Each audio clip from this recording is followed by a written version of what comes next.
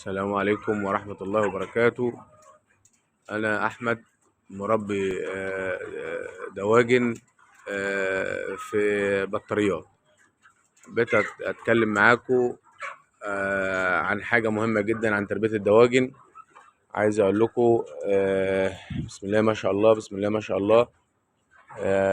أنا مشيت يعني باشمهندس ضياء القلاوي تابع معايا العنبر.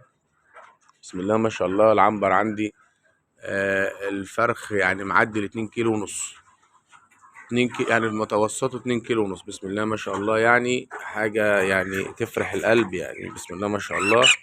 حبيت اوريكم الفرخ وجماله، فحبيت اشكر باشمهندس ضياء واعمل له الفيديو ده عشانه، لانه هو كتر الف خيره. يعني الراجل وقف جنبي وعمل لي الصح والواجب، وكان بيبشرني لحظة بلحظة والله.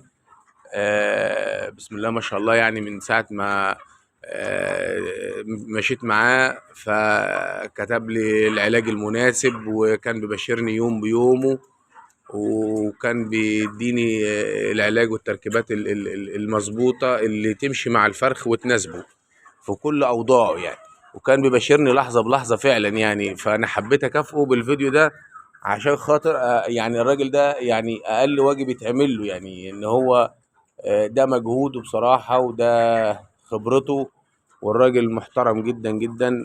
ويا ريت كل مربي يعني يتابع بس معاه ويباشر معاه، هيكسب حلو يعني. وان شاء الله مش هيندم على اللي هو عامله. وبعدين كل الافكار وكل المميزات وكل الحاجات عنده في التربية، يعني بسم الله ما شاء الله افكاره حلوة والنصايحه جميلة.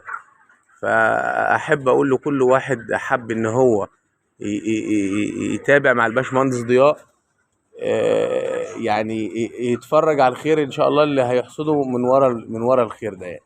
وربنا يسهل ويسعد كل واحد.